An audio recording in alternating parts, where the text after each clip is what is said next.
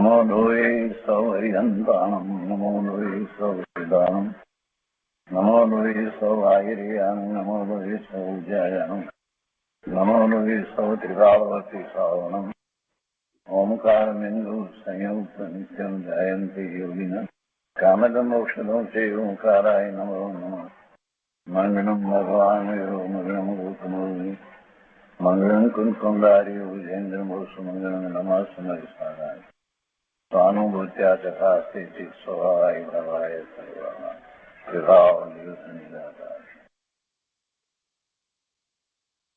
भगवान श्री उमा स्वामी आचार्य विरचित मोक्षशास्त्र अर्थात तत्वार सूत्र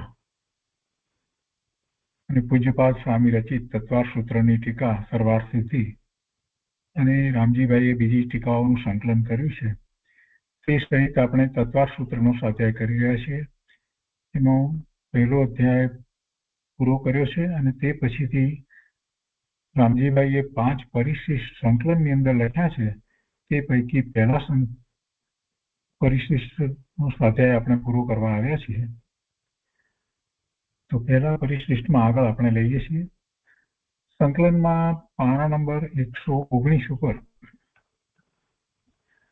અહીંયા 8માં પ્રશ્ન છે, બંધના કારણોમાં એટલે કે કર્મ બંધના કારણોમાં મિથ્યાત્વ, અવિરતિ, પ્રમાદ, કષાય અને યોગ એ 5 મોક્ષ શાસ્ત્રમાં કયા છે. મિથ્યાત્વ ચોથા ગુણસ્થાને જાય સમ્યક્ત પ્રત્યે ત્યારે, અવિરતિ 5મા ગુણસ્થાને જાય જ્યારે એને દેશ ચારિત્ર હોય ત્યારે, પ્રમાદ 7મા ગુણસ્થાને જાય ત્યારે અપ્રમાદ દશા હોય ત્યારે, કષાય 12મા ગુણસ્થાને જાય ત્યારે ક્ષીણમુખ એ 12મું ગુણસ્થાન છે ત્યારે બધા જ કષાય જાય છે. મોહની કર્મની બધી પ્રકૃતિનો ક્ષય થયો હોય છે ત્યારે, અને યોગ એ 14મા ગુણસ્થાને જાય છે. એટલે આ 5 મિથ્યાત્વ, અવિરતિ, પ્રમાદ, કષાય અને યોગને કર્મબંધના કારણ કહેવામાં આવ્યા છે. મુખ્યતાથી વિચાર કરીએ તો મિથ્યાત્વ એ જ મોટામાં મોટું કારણ છે.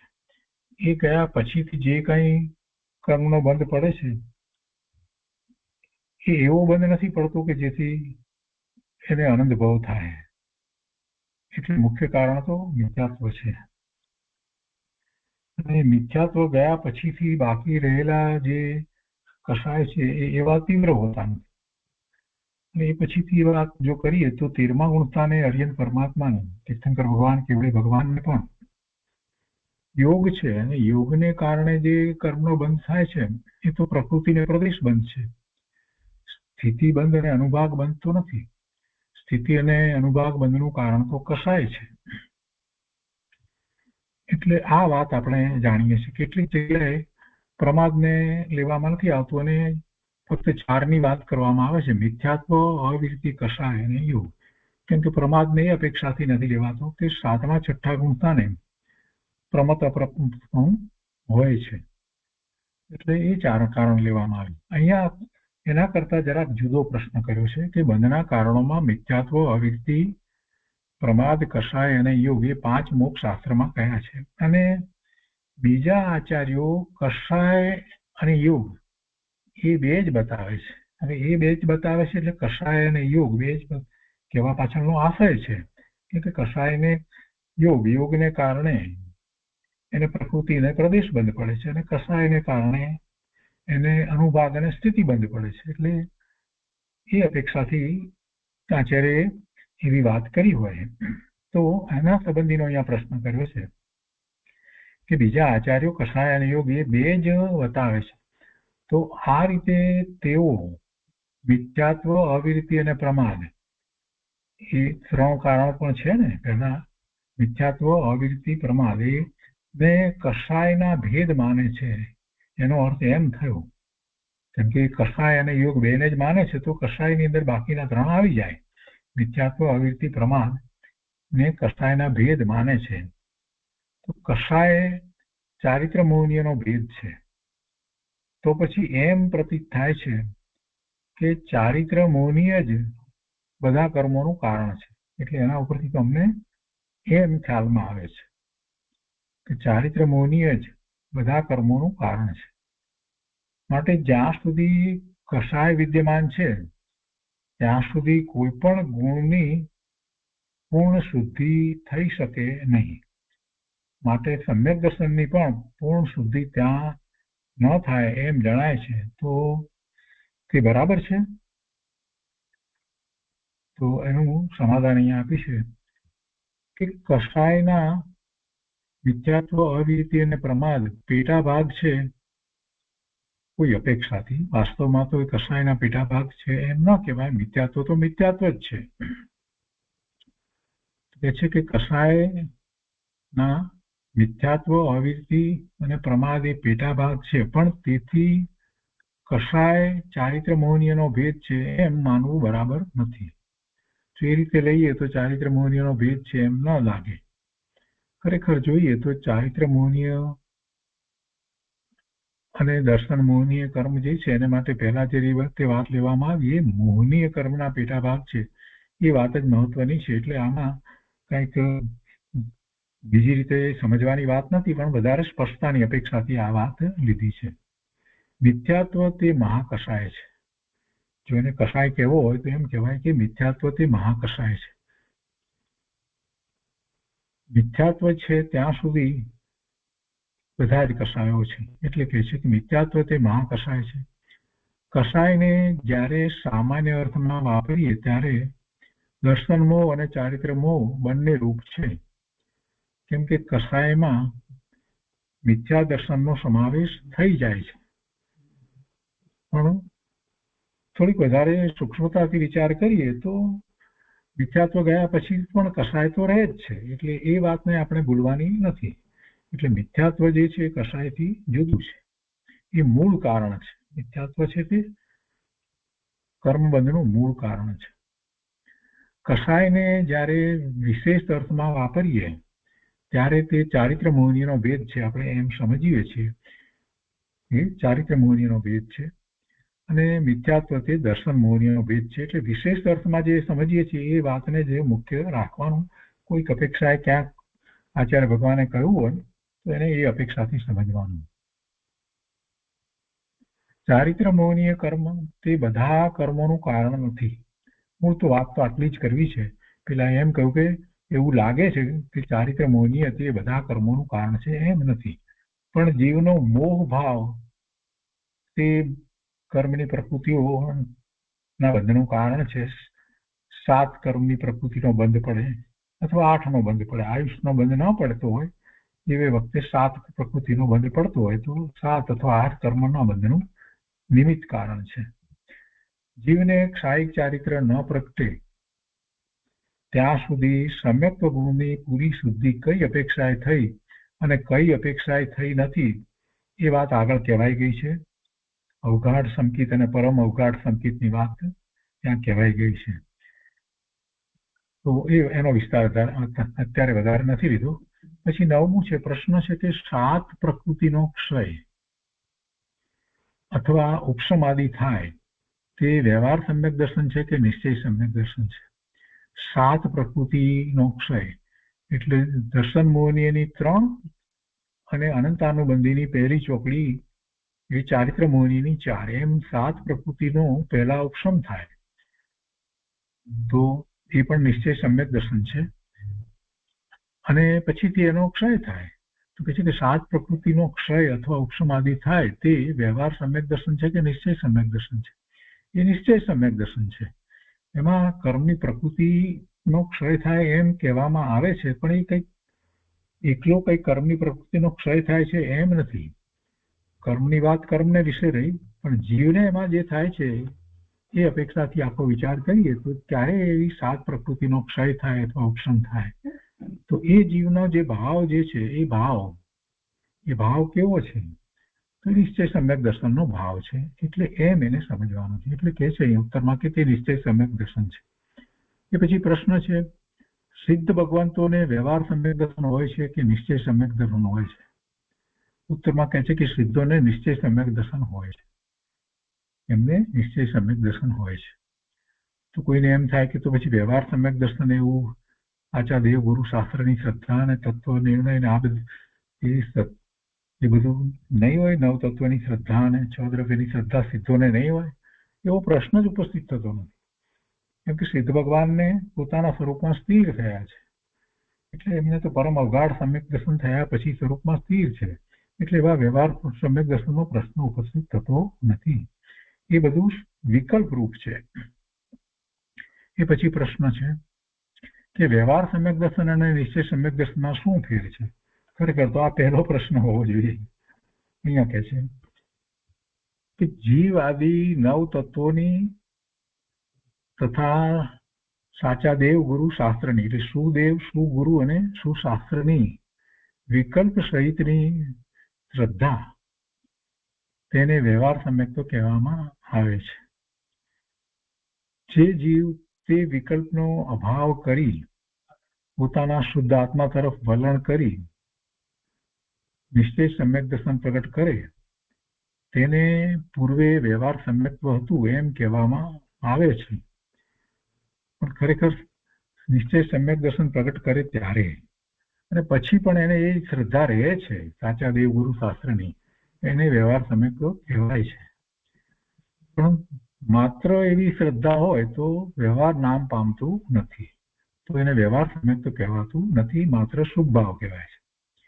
જે જીવ નિશ્ચય સમ્યક દર્શન પ્રગટ ન કરે તેને તે વ્યવહાર આભાસ સમ્યક્ત્વ છે. વ્યવહાર સમ્યક દર્શન નથી, વ્યવહાર આભાસ સમ્યક્ત્વ છે.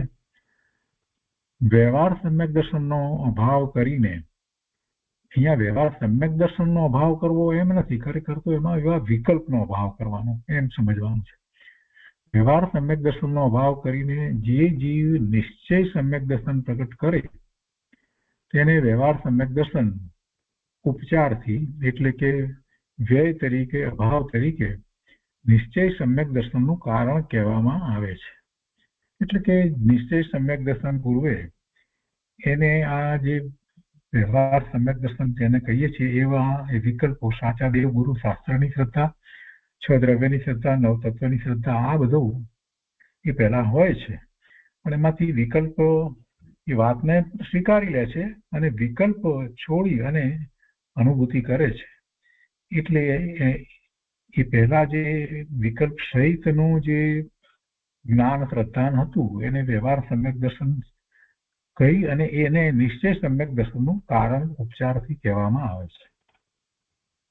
કેમ કે ઉપચારથી એટલા માટે કે વાસ્તવમાં નિશ્ચય સમ્યક દર્શનની જે પર્યાય પ્રગટ થાય છે એ તો આત્માના લક્ષ્ય સ્વરૂપમાં એકાગ્રતા કરતા થાય છે, એટલે ઉપયોગ એ વખતે તો સ્વરૂપ તરફ છે અને એ વખતે કોઈ વિકલ્પ હોતો નથી.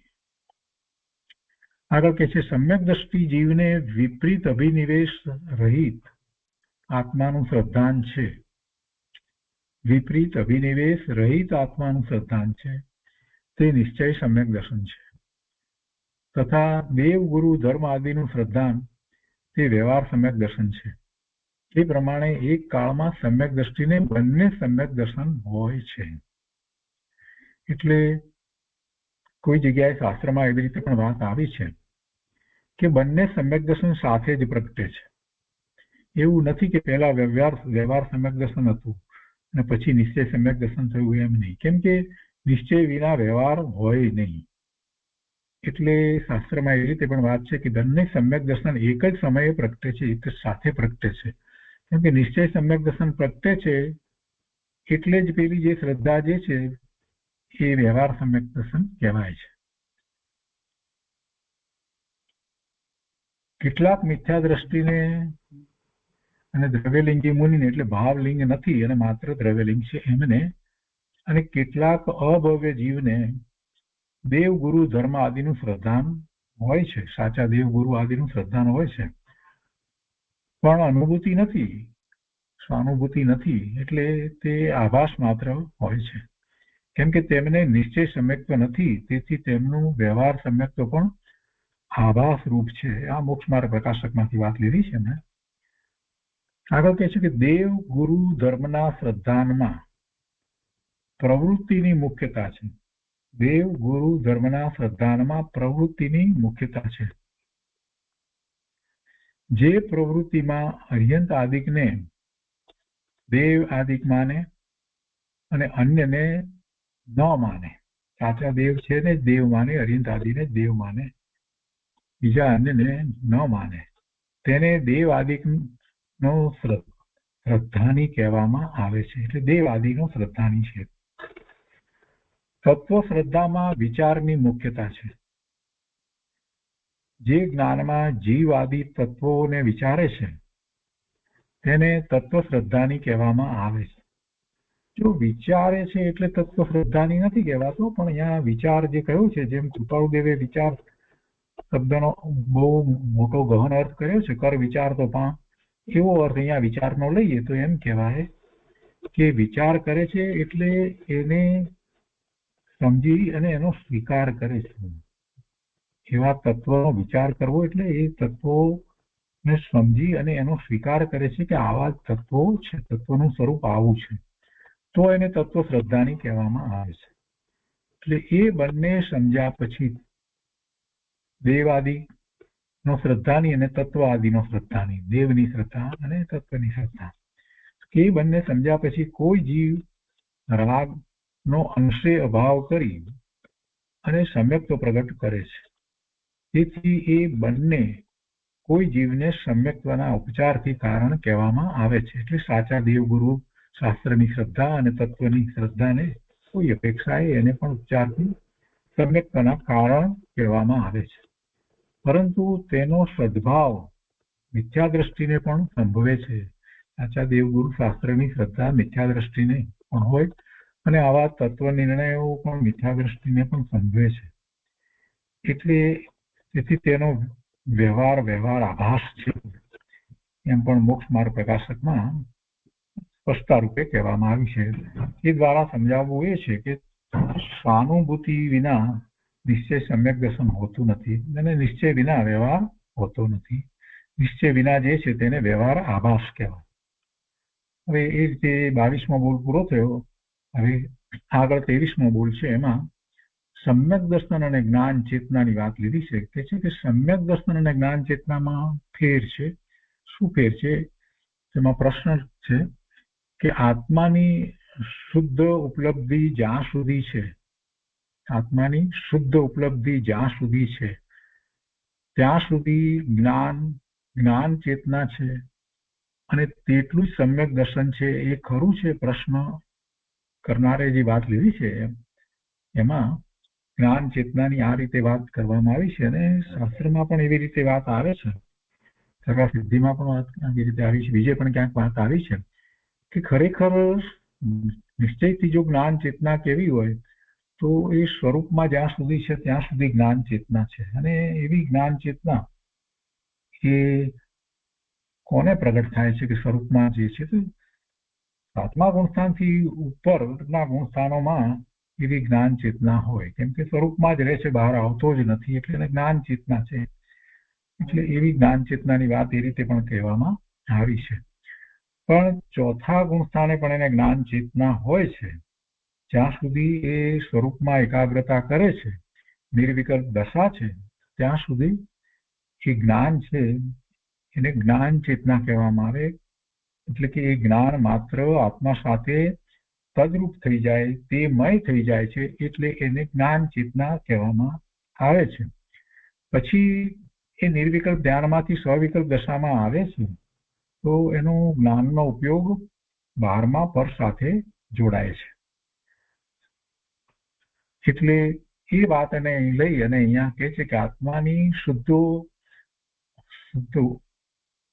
ઉપલબ્ધિ જ્યાં સુધી છે ત્યાં સુધી જ્ઞાન ચેતના છે અને તેટલું જ સમ્યક દર્શન છે. એ ખરું તો એ જ્ઞાન ચેતના છે તો કોઈ અપેક્ષા એ બરાબર જ છે, પણ એ સિવાય પણ એને જ્ઞાન ચેતના હોય છે. એની એક તો વાત લેવાની છે અને બીજી વાત એ લીધી કે તેટલું જ સમ્યક દર્શન છે. ના, એટલું સમ્યક દર્શન એમ નહીં. જ્યાં સુધી આત્માની અનુભૂતિ છે ત્યાં સુધી જ્ઞાન ચેતના છે, એ વાત બરાબર, પરંતુ સમ્યક દર્શન એ તો શ્રદ્ધા ગુણની પર્યાય છે. એટલે એ તો પછી એવી શ્રદ્ધા થઈ છે એટલે એ તો રહે જ છે. સ્વવિકલ્પ દશામાં પણ સમ્યક દર્શન તો રહે જ છે. તો આટલો વિચાર કર્યા પછી હવે આપણે ઉત્તર લઈએ. ઉત્તરમાં અહીંયા કહે છે કે આત્માના અનુભવને શુદ્ધ ઉપલબ્ધિ કહેવામાં આવે છે. એ શુદ્ધ ઉપલબ્ધિ, આત્માની શુદ્ધ ઉપલબ્ધિ કહો કે આત્માની અનુભૂતિ કહો, અને તે ચારિત્ર ગુણનો પર્યાય છે. અનુભૂતિને અપેક્ષાથી એમ પણ કહેવામાં આવે જ્ઞાન ગુણની પર્યાય છે. અને એમાં જે અનુભૂતિમાં જે આનંદ સુખનું વેદન જે છે એ અનુભવાય જે છે તો એને ચારિત્ર ગુણનો પર્યાય કહેવાય છે. જ્યારે સમ્યક દ્રષ્ટિ પોતાના શુદ્ધ ઉપયોગમાં જોડાયો હોય એટલે કે સ્વાનુભવ રૂપ પ્રવર્તે ત્યારે તેને સમ્યક્ત્વ હોય છે. અને જ્યારે શુદ્ધ ઉપયોગમાં જોડાયો ન હોય, સમ્યક દ્રષ્ટિ છે, અને જ્યારે એને એવો શુદ્ધ ઉપયોગ નથી એટલે કે બહારમાં છે, શુભ ઉપયોગ છે, ત્યારે પણ તેને જ્ઞાન ચેતના લબ્ધરૂપ હોય છે.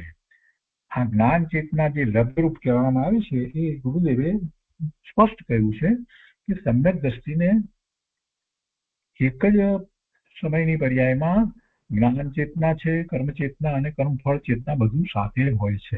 એટલે કે ભલે એનો ઉપયોગ બહારમાં હોય છતાં પણ એને પોતાના સ્વરૂપનું એની દ્રષ્ટિ રહે છે, એનું શ્રદ્ધાંત તો સતત રહે જ છે. એટલે એને એવી જ્ઞાન ચેતના લબ્ધરૂપ હોય છે. જ્ઞાન ચેતના અનુભવરૂપ હોય ત્યારે જ સમ્યક દર્શન હોય છે, અને અનુભવરૂપ ન હોય ત્યારે હોતું નથી એમ માનવું એ ભૂલ છે. જ્ઞાન ચેતના અનુભવરૂપ હોય ત્યારે તો સમ્યક દર્શન હોય જ છે, પરંતુ એ પછી પણ શ્રદ્ધા તો સમ્યક થઈ ગઈ છે એટલે અનુભવરૂપ ન હોય સ્વવિકલ્પ દશામાં પણ સમ્યક દર્શન એને હોય છે. એ શ્રદ્ધા હવે જતી નથી. ક્ષાયિક સમ્યક્ત્વમાં જીવ જ્યારે દર્શન મોહની કર્મની પ્રકૃતિ અને ચારિત્ર મોહની અનંતાનુબંધીની ચાર પ્રકૃતિ એનો ક્ષય થયો છે તો એવું ક્ષાયિક સમ્યક્ત્વ. તો ક્ષાયિક સમ્યક્ત્વમાં જીવ શુભાશુભ રૂપે પ્રવર્તે કે સ્વાનુભવ રૂપ પ્રવર્તે, પણ સમ્યક્ત્વ ગુણ તો સામાન્ય છે, સમ્યક્ત્વ તો છે. એ વખતે ક્ષાયિક સંપત્તિ જીવ પણ શુભ ભાવે હોય કે અશુભ ભાવે હોય એમ પ્રવર્તે, અથવા તો સ્વરૂપનું લક્ષ કરી અને અનુભૂતિ સ્વાનુભવ રૂપ પ્રવર્તે, તો એ વખતે પણ એને સમ્યક્ત્વ ગુણ તો જે છે તે રીતે સામાન્ય જ છે. એટલે શ્રદ્ધા ગુણ તો સમ્યક જ છે. સમ્યક દર્શન તે શ્રદ્ધા ગુણનો શુદ્ધ પર્યાય છે. તે ક્રમે ક્રમે ખીલતો નથી, પણ અક્રમપણે એક સમયમાં પ્રગટે છે. આ વાત અગાઉ આવી ગઈ છે. અને ગુણનો પર્યાય શ્રદ્ધા ગુણનો શુદ્ધ પર્યાય છે. એટલે શ્રદ્ધા ગુણ તો અંદરમાં તો શુદ્ધ જ છે, એને અનુસરીને પ્રગટ જે થાય છે તે પર્યાય. અને સમ્યક જ્ઞાનમાં તો હીન અધિકતા હોય છે, પણ તેમાં વિભાવ પણ હોતું નથી. આ સમ્યક્ત્વ જે પ્રગટે છે તો એક સમયમાં પ્રગટે છે, એમાં ક્રમિક વિકાસ નથી. જ્યારે સમ્યક જ્ઞાનમાં તો હીન અધિકતા હોય છે, એટલે જ્ઞાન જે છે એના ઉઘાડની અપેક્ષા હીન અધિકતા હોય છે, પણ છતાં એનું બધું જ્ઞાન સમ્યક દ્રષ્ટિનું જ્ઞાન છે તે સમ્યક કહેવાય છે. એટલે તેમાં વિભાવ પણ હોતું નથી. જ્ઞાનમાં વિભાવ પણ હોતું નથી. એમ થાય કે એમ કેમ એ પરનું લક્ષ કરે છે, અશુભ ભાવે થાય તો પણ જ્ઞાનમાં વિભાવ પણ નથી કહેતા. ના, જ્ઞાનમાં વિભાવ પણ નથી. જ્ઞાનમાં વિભાવ પણ નથી. એ વખત જ્ઞાન તો એ વિભાવને જાણે છે. સમ્યક દ્રષ્ટિને શુભ ભાવ કે અશુભ ભાવ થયો હોય તો એને જે જાણવા વાળું જ્ઞાન છે એ એના એ ભાવને શુભ કે અશુભ ભાવને જાણે છે. અને એ જે પરલક્ષે થતું શુભ ભાવ કે અશુભ ભાવ એવું જે વિભાવ પણ જે છે એ તો એના ચારિત્રનો દોષ છે, એના ચારિત્રનો દોષ છે. એ વખતે પણ જ્ઞાન એને જુદું જાણે છે. એટલે જીવને મિથ્યા દ્રષ્ટિ હોય કે સમ્યક દ્રષ્ટિ હોય, દરેકને માટે એના જે ભાવ થઈ રહ્યા છે, જે શુભ અથવા અશુભ ભાવ, જેને ગુરુદેવ એક શબ્દમાં રાગ કહે છે, તો એ રાગને જ્ઞાન હંમેશા જાણે છે. જ્ઞાન રાગરૂપ થતું નથી. જ્ઞાન રાગરૂપ થતું નથી. જ્ઞાન રાગને જાણે છે. શુભ છે તો શુભ પણ જાણે છે, અશુભ છે તો અશુભ પણ જાણે છે. અને જ્યારે જ્ઞાન સ્વરૂપ તરફ વળે છે તો દ્વૈત રહેતો નથી, બેપણું રહેતું નથી. એવી રીતે આત્માને અનુભવે છે તો આત્મા સાથે તન્મય થઈ જાય છે. તો એને આપણે શુદ્ધ ઉપયોગ કહીએ છીએ. એટલે ઉપયોગ બહાર છે તો અશુદ્ધ ઉપયોગ છે, અને એવો ઉપયોગ છે ત્યારે જે જીવના ભાવ હોય તે શુભ કે અશુભ ભાવ હોય ત્યારે પણ જ્ઞાન એને જાણે છે, અને શુદ્ધ ઉપયોગ છે ત્યારે એ આત્માને અનુભવે છે. એટલે જ્ઞાન તો જ્ઞાન રૂપે જ રહે છે. અહીંયા જે હીન અધિકતાની વાત કરી છે સમ્યક જ્ઞાનમાં, એ જ્ઞાનના ઉઘાડની અપેક્ષાની વાત કહેવામાં આવી છે. એટલે ક્રમિક વિકાસની જે વાત હતી એ લીધી છે. શ્રદ્ધા ગુણ જે છે એનો શુદ્ધ પર્યાય એક સમયમાં પ્રગટ થાય છે, ક્રમે ક્રમે થતો નથી, ને જ્ઞાનમાં વિશેષ વિશેષ વધારે ને વધારે ઉઘાડ થતો જાય છે, એની વાત લીધી છે. પણ એમાં વિભાવ પણ હોતું નથી, એ વાત આપણે અહીંયા સમજ્યા કે જ્ઞાન તો જ્ઞાન જ છે, એને વિભાવ પણ હોતું નથી. ચારિત્ર ગુણ પણ ક્રમે ક્રમે ઉઘડે છે. એની સામે ચારિત્ર મોહની કર્મની પ્રકૃતિ જે છે એના ક્ષયોક્ષમ અને પછી ક્ષય થતા જાય છે, એ ઉઘડે છે. અને તે અંશે શુદ્ધ અને અંશે અશુદ્ધ રાગ દ્વેષ વાળો નીચલી દશામાં હોય છે. એટલે એ પ્રમાણે ત્રણેય ગુણના શુદ્ધ પર્યાયના વિકાસમાં તફાવત છે, અને એ વાત અગાઉ આવી ગઈ છે ક્રમિક વિકાસ અને અક્રમિક વિકાસની અંદર. એ પછીથી 24માં બોલ છે, એમાં કહે છે કે સમ્યક શ્રદ્ધા કરવી જ જોઈએ. સમ્યક શ્રદ્ધા કરવી જ જોઈએ. ચારિત્ર ન પળાય તો પણ તેની શ્રદ્ધા કરવી, આત્માની શ્રદ્ધા કરવી. અહીંયા દર્શન પાઉડની 22મી ગાથાની વાત લઈ અને સમજાવે છે કે દર્શન પાઉડની 22મી ગાથામાં ભગવાન શ્રી કુંજકુંદાચાર્ય દેવે કહ્યું છે કે જો અમે કહીએ છીએ તે કરવાને સમર્થ હો તો કરજે. આચાર્ય ભગવાન એમ કે છે કે જો અમે જે કહીએ છીએ તે કરવાને તું સમર્થ હોય તો તે પ્રમાણે કરજે. એટલે ચારિત્રનો પુરુષાર્થ થયો. પણ જો કરવાને સમર્થ ન હો તો સાચી શ્રદ્ધા તો જરૂર કરવી. કેમ કે કેવળી ભગવાને શ્રદ્ધા કરવા વાળાને સમ્યક્ત્વ કહ્યું છે. શ્રદ્ધા તો સમ્યક્ત્વની જ હોય. સમ્યક્ત્વ એટલે સાચી શ્રદ્ધા. શ્રદ્ધામાં ફેર પડવો જોઈએ નહીં. ચારિત્રમાં તો ફેર પડી શકે, એની જે ભૂમિકા છે એ પ્રમાણે એને ચારિત્ર હોય. ક્રોધ માન માયા લોભ અને નવ કસાયો એ એવી કર્મની પ્રકૃતિના ઉદય સાથે જોડાવાનું એને થાય, પણ છતાં પણ એને અનંતાનુબંધી ના એવા કસાય પ્રગટ થતા નથી. અને એની શ્રદ્ધા જે છે એટલે આત્મા, પોતાનો આત્મા જેવો છે તેવો પોતાનું જે સ્વરૂપ છે એની જે શ્રદ્ધા છે એમાં કોઈ એને ફેર પડતો નથી, એ બદલાતી નથી, એ બરાબર સમ્યક છે, અનુભવ સહિતની એ શ્રદ્ધા છે. એટલે કે છે કે એવી શ્રદ્ધા તો બરાબર કરજે જ, શ્રદ્ધા બરાબર જ રાખજે. ચારિત્રમાં તું આગળ ન વધી શકે તો પણ એવી શ્રદ્ધા તો કરવી, સાચી શ્રદ્ધા તો જરૂર કરવી. કેમ કે કેવળી ભગવાને શ્રદ્ધા કરવા વાળાને સમ્યક્ત્વ કહ્યું છે. આગળ કહે છે કે આ ગાથા એમ બતાવે છે કે જેણે નિજ સ્વરૂપને ઉપાદેય જાણી શ્રદ્ધાન કર્યું, પોતાના સ્વરૂપને ઉપાદેય જાણી અને એનું શ્રદ્ધાન કર્યું, તેને મિથ્યા ભાવ તો મટ્યો, મિથ્યા ભાવ તો ગયો, પણ પુરુષાર્થની નબળાઈથી ચારિત્ર અંગીકાર કરવાનું સામર્થ ન હોય તો જેટલું સામર્થ હોય તેટલું કરે, અને તે સિવાયને માટે શ્રદ્ધા કરે. જેટલું સામર્થ હોય એટલું ચારિત્ર કરે, પરંતુ એ સિવાય બાકી ચારિત્રની શ્રદ્ધા તો યથાખ્યાત ચારિત્રની શ્રદ્ધા પણ સાથે એને હોય. સમ્યક્ત્વ છે એટલે સાચી શ્રદ્ધા આત્માની તો છે, પણ એની સાથે જ પોતાને જે ચારિત્ર નથી પણ બીજા મુનિ મહારાજને ચારિત્ર છે, કેવળી પરમાત્માને જે ચારિત્ર છે, તો એવા ચારિત્ર એનું અત્યારે સામર્થ્ય નથી, છતાં એની પણ એ શ્રદ્ધા કરે. અત્યારે પુરુષાર્થની નબળાઈથી ચારિત્ર અંગીકાર કરવાનું સામર્થ્ય ન હોય તો જેટલું સામર્થ્ય હોય તેટલું કરે, તેટલું ચારિત્ર અંગીકાર કરે અને તે સિવાયને માટે શ્રદ્ધા કરે, એવી શ્રદ્ધા કરવા વાળાને ભગવાને સમ્યક્ત્વ કહ્યું છે. અષ્ટપાવડની ગાથાની વાત છે. અને આ જ અર્થમાં, આ જ મતલબ એટલે આ જ અર્થમાં નિયમસારજી ગાથા 154 પણ કહેવામાં આવ્યું છે. કેમ કે સમ્યક દર્શન તે ધર્મનું મૂળ છે. મૂળ વાત આ કરવી છે કે સમ્યક દર્શનથી જ ધર્મની શરૂઆત થાય છે. એ ધર્મનું મૂળ છે. એ સિવાય ધર્મની કોઈ શરૂઆત થતી નથી. પૂજા ભક્તિ અને શુભ ભાવ દાન વગેરેનો ભાવ, એ બધો ભાવ એ ધર્મ નથી. ત્યાંથી ધર્મની શરૂઆત થતી નથી. સમ્યક દર્શનથી ધર્મની શરૂઆત થાય છે. તો એ 24મો બોલ પૂરો થયો. હવે 25મો બોલ છે.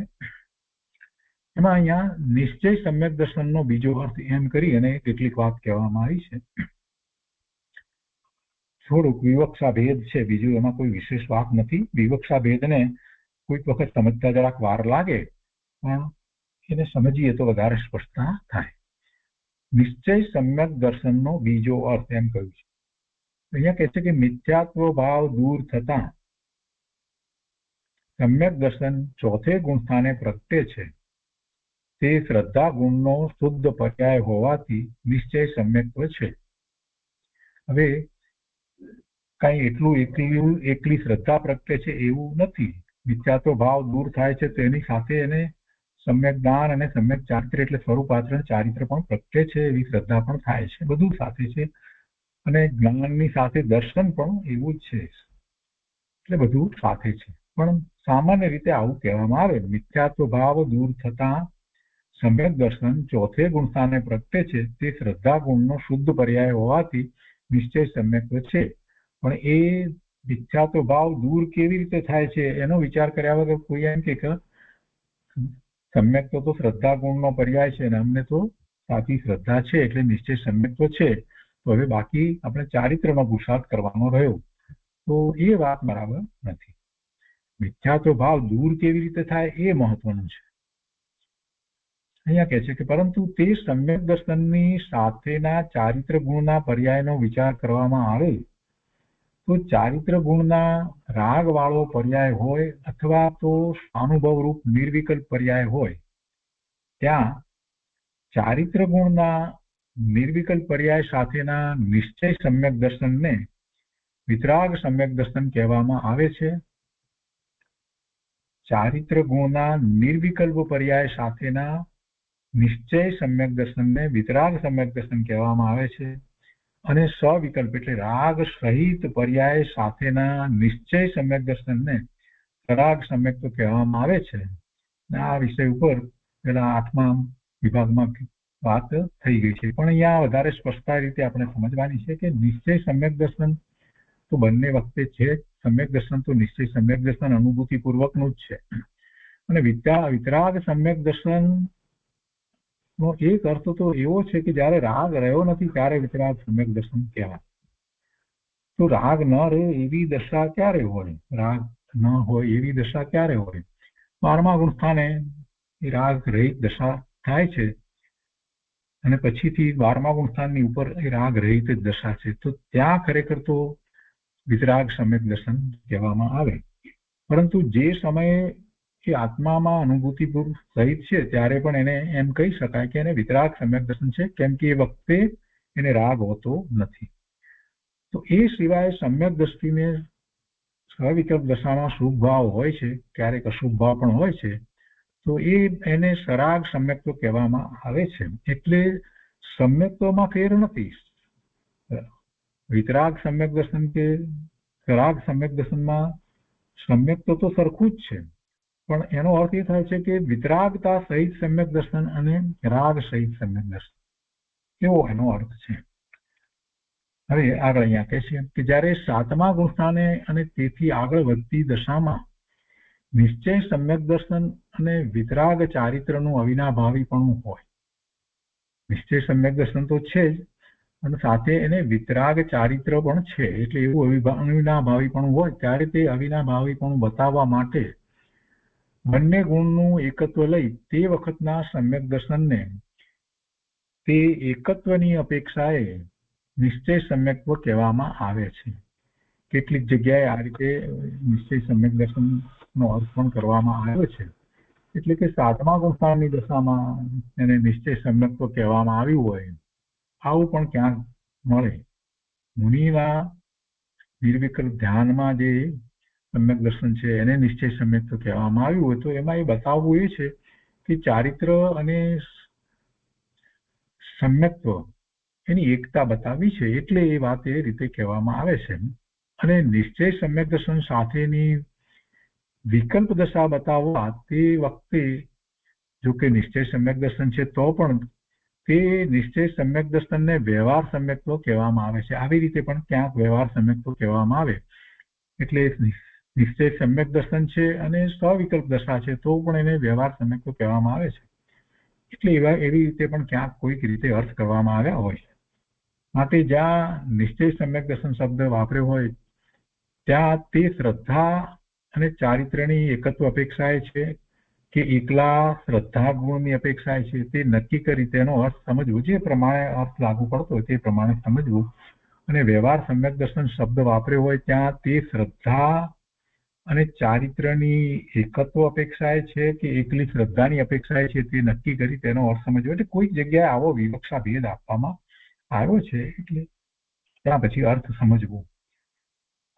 પ્રશ્ન કર્યો છે કે કેટલાક જીવોને ગ્રહસ્થ દશામાં મિથ્યાત્વ ટળી સમ્યક દર્શન થયું હોય છે તો તે સમ્યક દર્શન કેવું સમ્યક દર્શન સમજવું? કેટલાક એટલે ઘણા જીવોને એમ હોય છે. કેટલાક જીવોને ગ્રહસ્થ દશામાં મિથ્યાત્વ ટળી સમ્યક દર્શન થયું હોય છે તો તે સમ્યક દર્શન કેવું સમ્યક દર્શન સમજવું? અહીંયા કહે છે કે ઉત્તરમાં કે એકલા શ્રદ્ધા ગુણની અપેક્ષાએ તેને નિશ્ચય સમ્યક દર્શન અને શ્રદ્ધા તથા ચારિત્ર ગુણના એકત્વની અપેક્ષાએ તેને વ્યવહાર સમ્યક દર્શન સમજવું. એ પ્રમાણે ગ્રહસ્થ દશામાં જે નિશ્ચય સમ્યક દર્શન છે તે કથનચિત નિશ્ચય અને કથનચિત વ્યવહાર સમ્યક દર્શન છે એમ જાણવું. એનું સમ્યક દર્શન તો નિશ્ચય સમ્યક દર્શન છે પણ સાથે હજી એને વિકલ્પ વગેરે છે એમ જ અર્થ કરવો. એટલે નિશ્ચય અને વ્યવહાર સમ્યક દર્શન બંને સાથે જ હોય છે. એકલું નિશ્ચય સમ્યક દર્શન હોય એમ બનતું જ નથી. મુખ્ય વાત તો આ છે. અહીંયા કહે છે કે પ્રશ્ન કર્યો છે કે તે નિશ્ચય સમ્યક દર્શનને શ્રદ્ધા અને ચારિત્રની એકત્વ અપેક્ષાએ વ્યવહાર સમ્યક દર્શન શા માટે કહ્યું? કેમ કે ચારિત્ર હજી પૂર્ણ ના હોય એ અપેક્ષાથી આખી વાત છે. નિશ્ચય સમ્યક દર્શન તો છે બરાબર છે. નિશ્ચય સમ્યક દર્શનને શ્રદ્ધા અને ચારિત્રની એકત્વ અપેક્ષાએ વ્યવહાર સમ્યક દર્શન શા માટે કહ્યું? તેમાં કહે છે કે સમ્યક દ્રષ્ટિ જીવ શુભ રાગને તોડી વિતરાગ ચારિત્ર સાથે અલ્પકાળમાં તન્મય થઈ જશે એટલો સંબંધ બતાવવા માટે તે નિશ્ચય સમ્યક દર્શનને શ્રદ્ધા અને ચારિત્ર્યની એકત્વ અપેક્ષાએ વ્યવહાર સમ્યક દર્શન કહેવામાં આવે છે. એટલે એને વ્યવહાર સમ્યક દર્શન છે પણ સાથે એનો જે ભાવ છે એ આગળ વધી અને એ પૂર્ણ દશા સુધી પહોંચવાનો છે એટલે એને નિશ્ચય એને વિતરાગ સમ્યક્ત્વ પણ કહેવામાં આવે. સમ્યક દ્રષ્ટિ જીવ શુભરાગને તોડી વિતરાગ ચારિત્ર સાથે વિતરાગ ચારિત્ર લીધું છે ને અહીંયા સાથે અલ્પકાળમાં તન્મય થઈ જશે એટલો સંબંધ બતાવવા માટે નિશ્ચય સમ્યક દર્શનને શ્રદ્ધા અને ચારિત્રની એકત્વ અપેક્ષાએ વ્યવહાર સમ્યક દર્શન કહેવામાં આવે છે. કેમ કે ચારિત્ર પૂર્ણ નથી ને એટલે થશે ત્યારે થશે એમ. હજી તો થયું નથી ને એ અપેક્ષાથી છે. સાતમે અને આગળના ગુણસ્થાને સમ્યક દર્શન અને સમ્યક ચારિત્રની એકતા હોય છે. તેથી તે વખતના સમ્યક્ત્વમાં નિશ્ચય અને વ્યવહાર એવા બે ભેદ પડતા નથી. ખરેખર બે ભેદ ન પડે કેમ કે વિકલ્પ નથી. સાતમા ગુણસ્થાનથી આગળ ક્યાં વિકલ્પ છે? તેથી ત્યાં જે સમ્યક્ત્વ વર્તે છે તેને નિશ્ચય સમ્યક દર્શન કહેવામાં આવે છે. આ સામાન્ય રીતે એ વાત બરાબર છે અને એ નિશ્ચય સમ્યક દર્શન છે એ વાત તો બરાબર પણ છતાં એ સાતમા ગુણસ્થાનની દશામાંથી તો પાછો પણ ફરે છે તો એને વ્યવહાર સમ્યક દર્શન નથી એમ નથી કહેવામાં આવતું. એને નિશ્ચય સમ્યક દર્શન છે.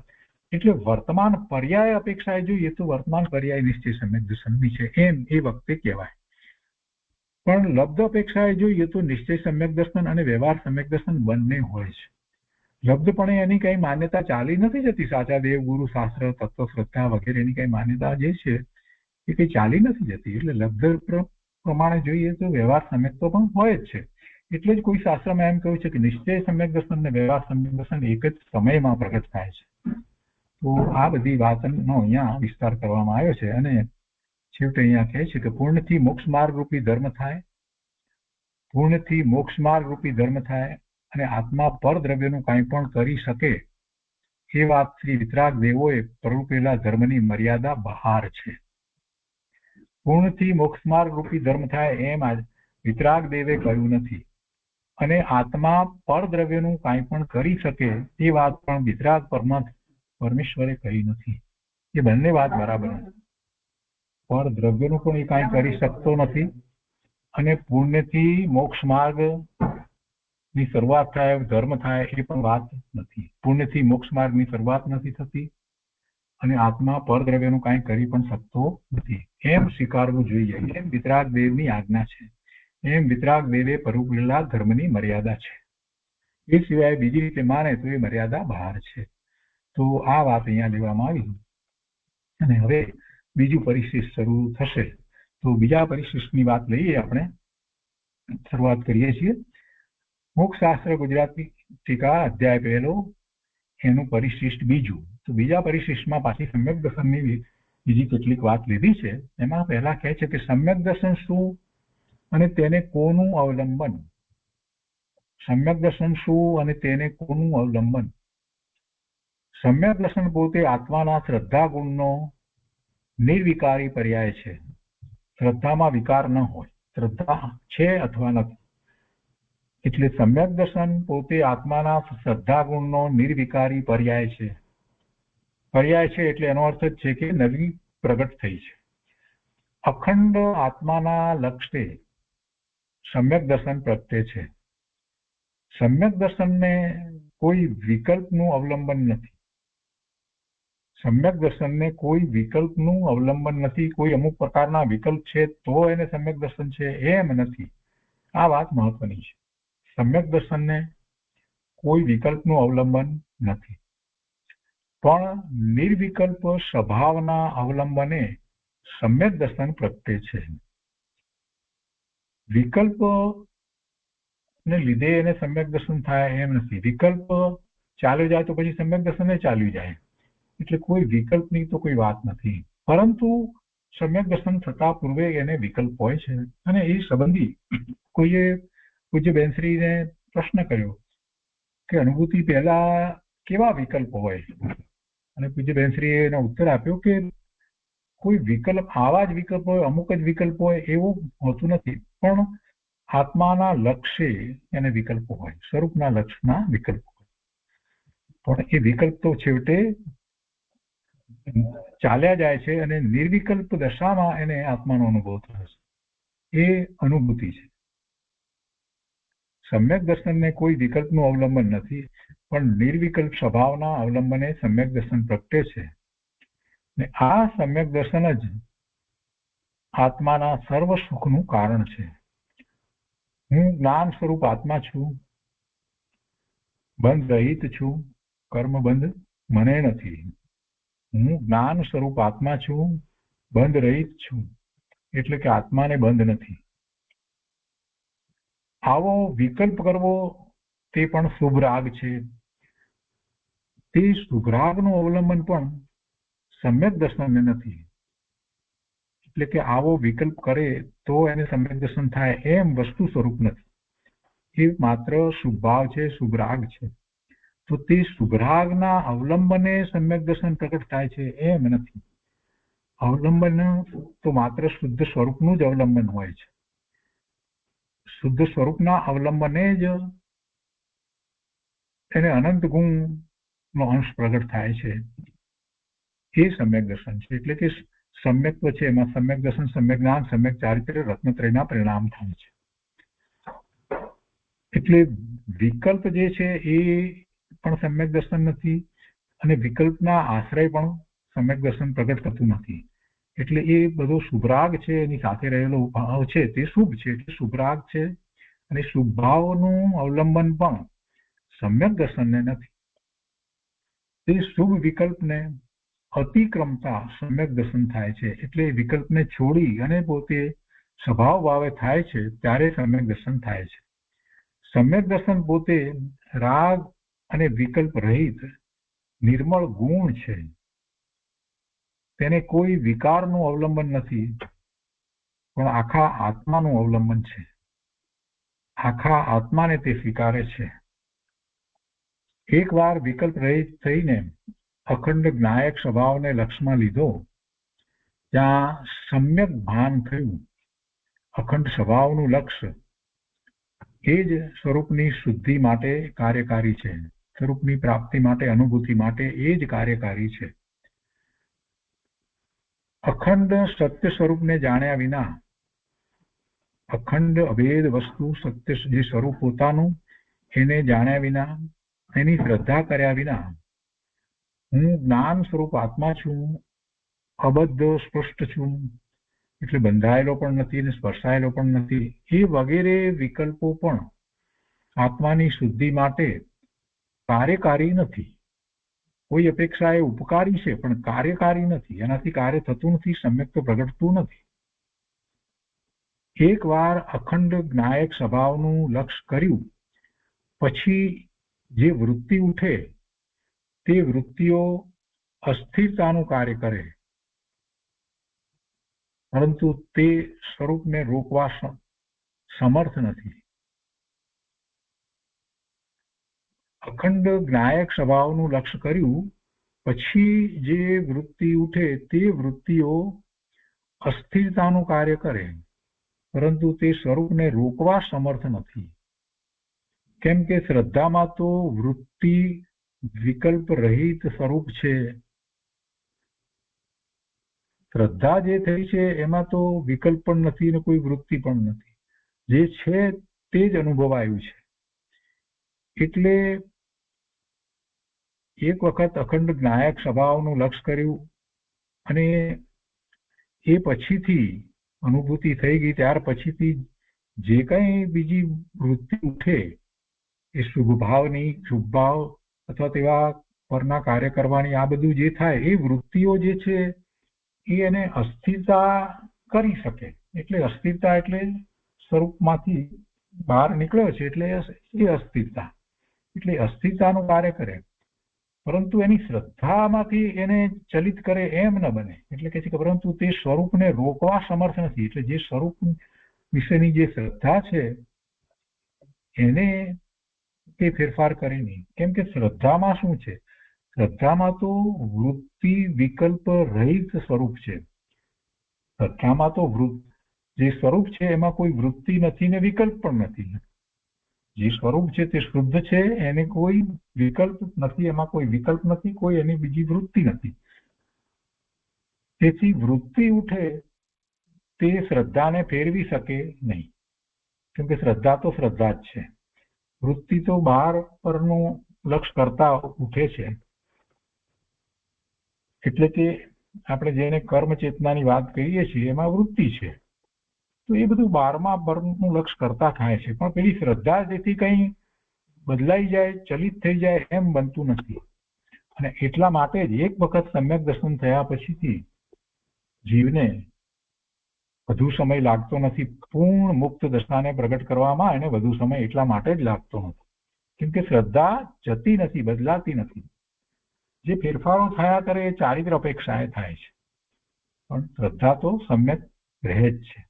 કોઈક જ લાખો કરોડો જીવોની અંદર કોઈક જ જીવને પડવાનું થાય. બધાને એવું પડવાનું થતું નથી કે જેથી કરીને અર્ધપૂતગલ પરાવર્તન કાળ સુધી એ રખડે, એવું નથી થતું.